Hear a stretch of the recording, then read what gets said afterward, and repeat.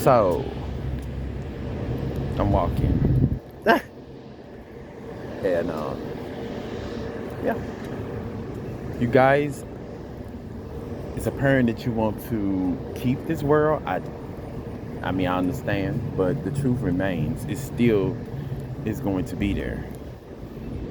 And that is God, Christ, the Most High, has given us clear signs that we are to evolve.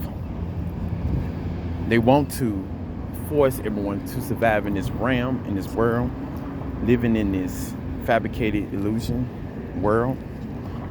But we have to evolve and slowly decline for the sake of returning us back to the Most High as boundless spirits, what we were before creation.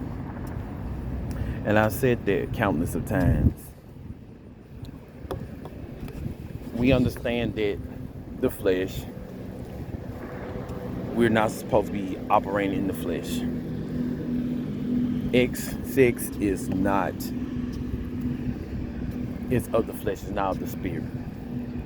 The spirit is boundless. It doesn't conform to genders or roles.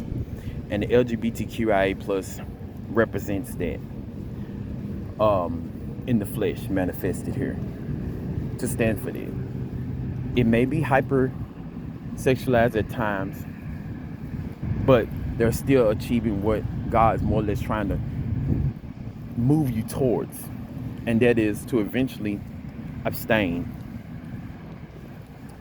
Now, heteros can marry, but the problem with heterosexual consummation is the birth of children, forcing them into flesh to go through trials and tribulations in life and temptations, all that stuff, good and bad, all the chaos, the good and the bad.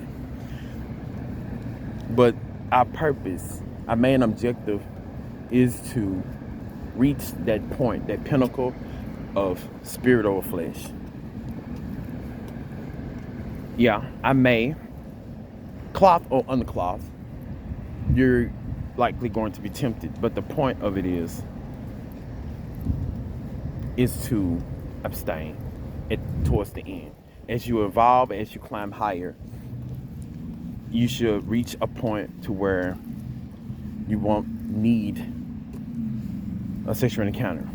And if there's come about where you relapse, you can self-sustain. To be self-sufficient.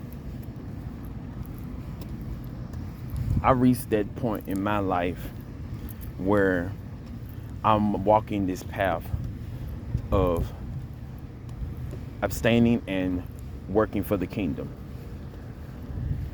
Let's say if it's real or not, but I've been convinced that it is. I've seen so many signs that there is a God. There is something, a master architect or architects and oracles, the Most High. These forces are benevolent and are working together to help us to achieve evolution to where we will return back to permanent salvation. What is a temporary salvation will become permanent, because no one is forcing boundless spirits back into flesh. And it's sorry to say this, you want to hold on, we understand that, but that's why it's called the old, and that's why the new exists. The Old Testament and the New Testament. The New Testament exists for that very reason. I've been the type of person, you shouldn't want to just stay just one way. Especially when you know the truth. And that's what's eating at me, is that I know that what I'm telling y'all is the truth. And I'm gonna have a pushback in some cases because they don't want to know it. So by karmic law, if you keep them in the dark, That's what they're hoping for. That by trying to limit or control my audience, that will be limiting the truth. But you can't stop the truth. It always found a way out through others. As I germinate the higher levels of consciousness and Christ consciousness in this atmosphere, in this existence, this 3D illusionary world, or whatever you want to call it, they will awaken and will see the truth for themselves. So rather you try to silence me or stop me, you can't stop the truth from getting out. Someone else is going to notice and relay this message anyway. So trying to limit me or change me is a futile effort.